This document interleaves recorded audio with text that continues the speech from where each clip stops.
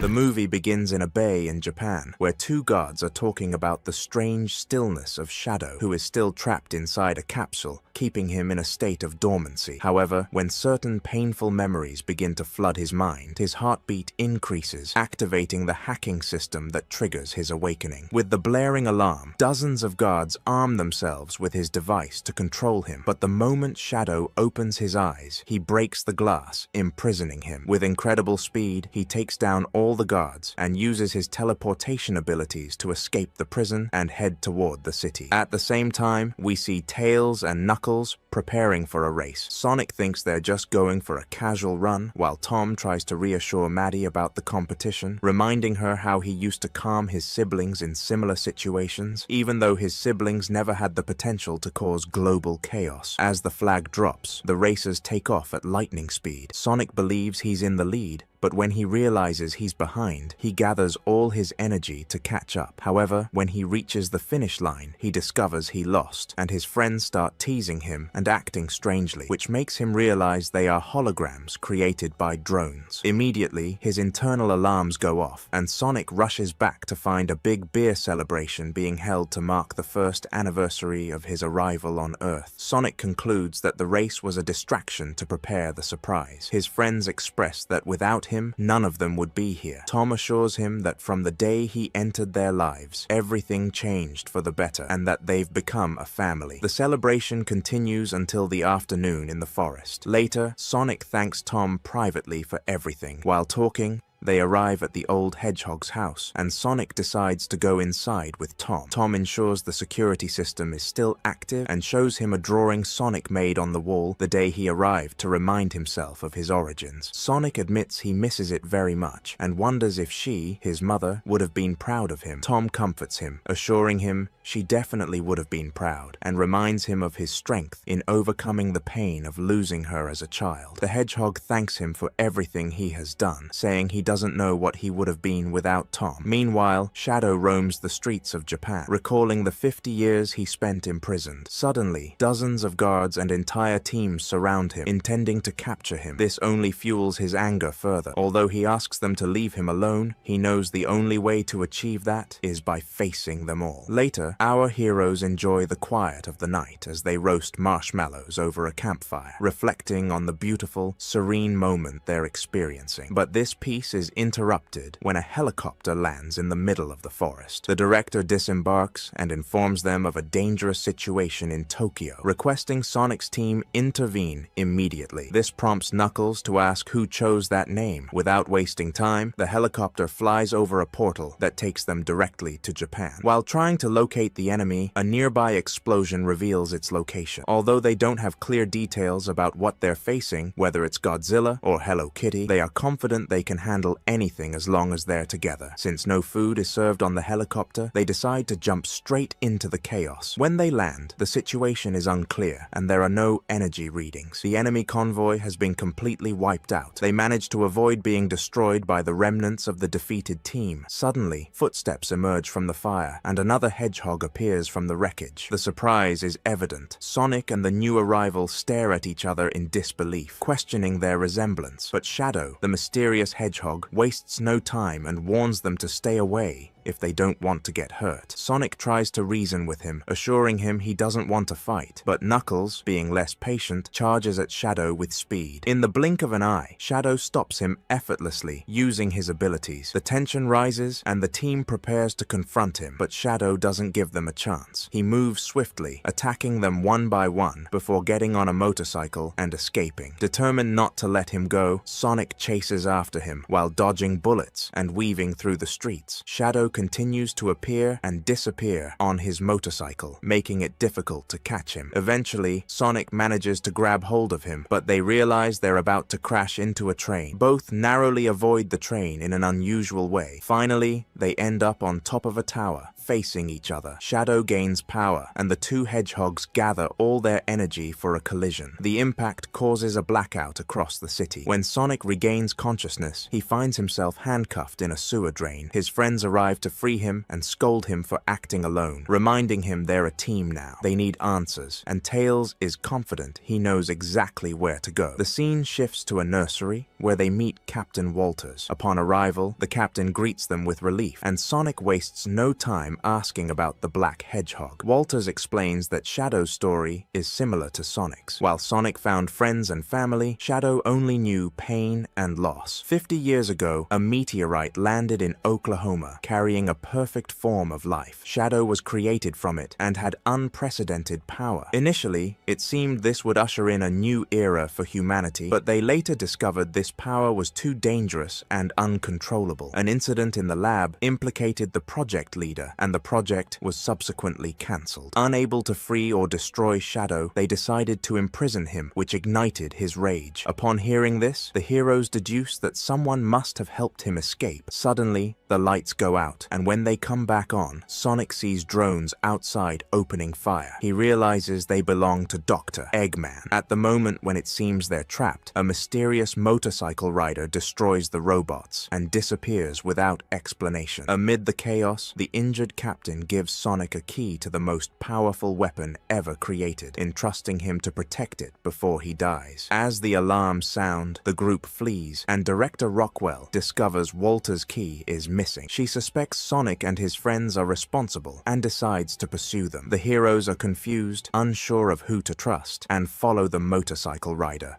who turns out to be Agent Stone, whom they know as the Goat Miller. Stone confirms that he did not come to fight or free Shadow, and reveals that someone is using Ajax's technology, who is still living in a state he inherits and is watching a TV series. When the imposter is exposed, Eggman gets angry and considers this theft. An attack on his identity is personally revealed, and Tails confronts him. He suggests that they cooperate with Eggman to quickly find the culprit. Knuckles agrees, and although Sonic hesitates, he eventually agrees too. He warns his old enemy that they are partners now. Eggman asks Sonic for a feather to regain his strength, renew his appearance, and prepare to return to work. Shadow goes back to the laboratories where the incident occurred, and he finds a sled that reminds him of Maria, the granddaughter of the project leader. At that time, Captain Walters was working there and knew the girl. Later, he asked her to take off the sled. From there, Maria met Shadow while he was imprisoned. Over time, they became friends, and Shadow would play with her everywhere on the base. They spent enjoyable times together, day and night. One time, they went out to gaze at the night sky and talked about the stars. Shadow admitted that he didn't know anything about his origins. Maria reassured him and told him that he was home now. He asked her if she thought he was dangerous, aware of the fearful looks from the scientists who saw him as a monster. Maria, without hesitation, confirmed to him that she trusted him and that he could be anything he wanted to be. What's inside him is what defines him. When the music from an old tape recorder ends, Shadow returns to the harsh reality of losing Maria. After a while, he realizes he's not alone. Professor Robotnik is there. Shadow admits he can't forget Maria, and Gerald, who is also suffering from her loss, suggests they unite to avenge her. At the same time, Sonic and Eggman arrive at the location, aware of how they irritate each other. Shortly after, the rest of the group joins them. Eggman solves the door's density issue to figure out how to open it, but Knuckles opens it easily. They find themselves in an abandoned military base, and Sonic jokes that it might be haunted. Knuckles denies it, though his friends recall his fear during the last movie night. They decide to split up. Stone and Tails team up, while Knuckles explores alone despite his fear of ghosts. Sonic goes with Eggman. Later, Knuckles fights an imaginary ghost until Shadow surprises him. Meanwhile, Stone asks Tails what it's like to be Sonic's friend. Tails responds that they're a team and real friends, like Stone and Eggman. Stone, saddened, pretends to agree. Suddenly, they hear a strange sound and see Shadow flying past them. On the other side, Sonic and Eggman realize the place isn't just a military base. It used to be homes for families. Sonic asks Eggman if he ever imagined having a family, but Eggman replies that he has no family, remembering that his personality makes him undesirable to anyone. Later, Sonic discovers the place where Shadow grew up and wonders if it will upset him. Suddenly, Shadow appears, throwing him around. He's tired of being pushed away. At the same time, Eggman finds his drone planes and hugs them enthusiastically. But his moment is interrupted by Dr. Robotnik, who appears singing. Eggman accuses him of stealing his creations, but Gerald admits he only borrowed them to bring his family together. Gerald Robotnik reveals that he is Eggman's grandfather. Eggman is shocked, noticing their striking resemblance, though Robotnik looks older, heavier, and has a peculiar smell. To confirm, Eggman asks questions only Robotnik would know the answers to. When Robotnik confirms them, Eggman hugs him enthusiastically, but demands to know where he's been all this time. Robotnik explains that he spent 50 years in a highly secret prison with no contact, but now he's here for a specific reason. When Sonic wakes up, he finds himself tied up and sees Eggman with someone who looks like him, fearing he's in a nightmare. Later, Shadow meets the professor's lost grandson, but rejects him, considering him another annoying nuisance. Sonic, Tails, and Knuckles blame Robotnik for Shadow's escape and Walter's death. Robotnik, on the other hand, demands the key that Gun took from them, which Shadow managed to retrieve. They plan to use the Eclipse Cannon, a weapon created by Robotnik, in exchange for his freedom. Robotnik then explains that the cannon can target any place on the planet with extreme precision. Their first target will be Gun's headquarters. Sonic warns that this plan will endanger millions of innocent lives, but no one cares. With the key in hand, Robotnik informs them they need a second key to activate the cannon. Eggman is excited and prepares for the mission, thanking Sonic, Tails, and Knuckles for inspiring him to embark on another big adventure. Sonic takes the opportunity to remind Shadow that he knows how much he's suffering, but he asks him not to let that pain define who he is. Shadow replies that he's spent the last 50 years living Maria's tragedy, and there's no other version of him than this. Before they leave, they activate a device that creates a small black hole, starting to suck everything around it. As it seems like they'll be swallowed into the void, Knuckles says his teeth are strong enough to bite a cable to resist. At the same time, Sonic tries to grab one of Tails' rings to escape, but it flies off when it hits a broken piece, and Knuckles' teeth weaken. Just as it seems their end is near, the ring reappears in front of the black hole, transporting them outside the mountain, which collapses as it's consumed by the vortex. Later, Eggman watches the scene, remembering the year he spent trying to eliminate the strange blue hedgehog without success. With admiration,